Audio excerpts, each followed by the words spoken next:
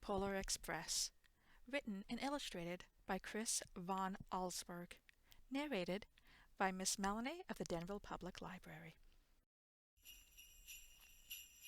On Christmas Eve, many years ago, I lay quietly in my bed.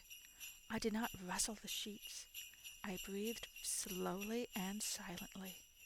I was listening for a sound a friend had told me I'd never hear. The ringing bells of Santa's sleigh.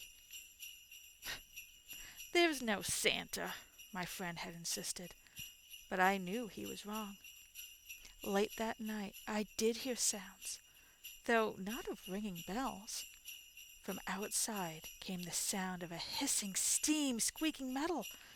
I looked through my window and I saw a train standing perfectly still in front of my house.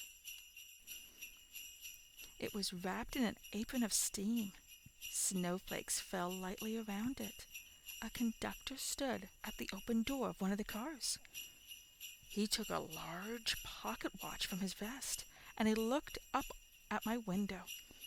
I put on my slippers and robe. I tiptoed downstairs and out the door. "All aboard!" the conductor cried out. I ran up to him. "Well, are you coming?" "Where?" I asked. "Why, the North Pole, of course," he answered. "This is the Polar Express." I took his outreached hand, and he pulled me aboard. The train was filled with other children, all in their pajamas and nightgowns. We sang Christmas carols and ate candies with nougat centers as white as snow. We drank hot chocolate as thick and rich as melted chocolate bars. Outside, the lights of the towns and villages flickered in the distance as the Polar Express raced northward. Soon there was no more lights to be seen. We traveled through the cold, dark forests where lean wolves roamed and white-tailed rabbits hid from our train as it thundered through the quiet wilderness. We climbed mountains so high it seemed as if we would scrape the moon. But the Polar Express never slowed down. Faster and faster we ran along the rolling over peaks and through valleys like a car in a roller coaster. The mountains turned into hills, the hills to snow-covered plains. We crossed the barren desert of ice, the great polar ice cap. Lights appeared in the distance. They looked like the lights of a strange ocean liner sailing on a frozen sea. "There," said the conductor, "is the North Pole." The North Pole.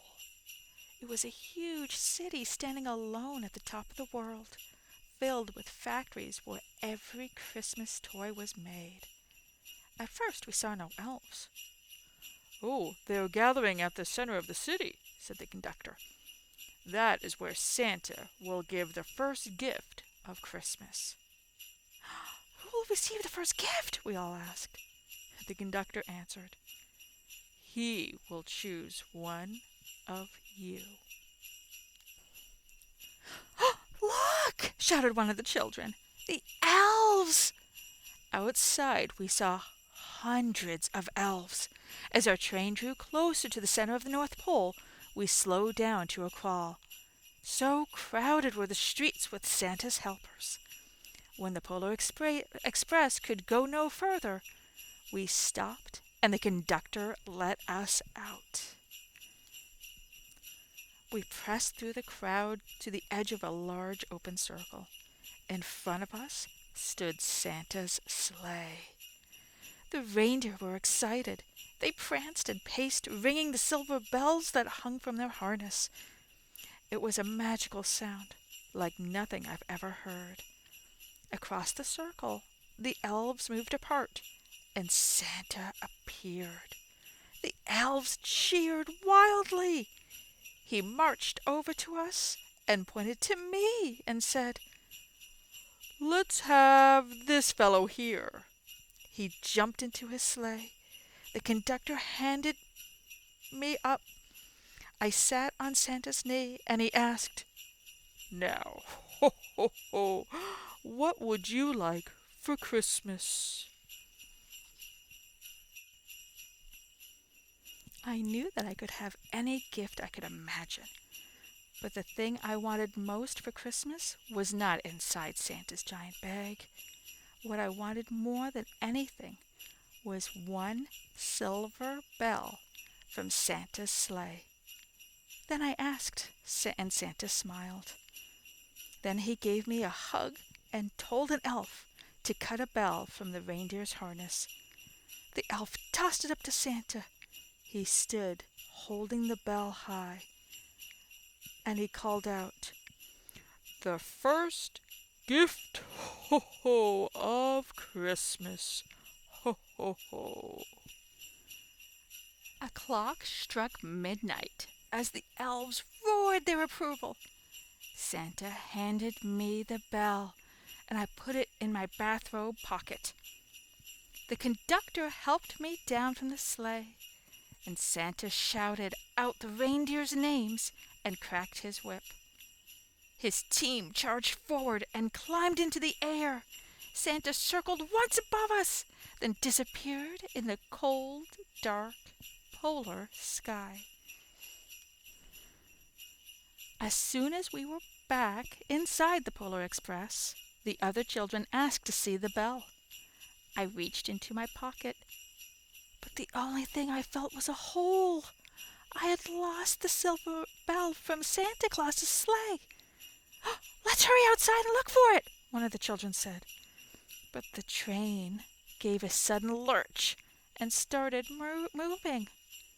We were on our way home. It broke my heart to lose the bell. When the train reached my house, I sadly left the other children. I stood at my doorway and waved goodbye. The conductor said something from the moving train, but I couldn't hear him. "What?" I yelled out. He cupped his hands around his mouth. "Merry Christmas!" he shouted. The Polar Express let out a loud blast from its whistle and sped away.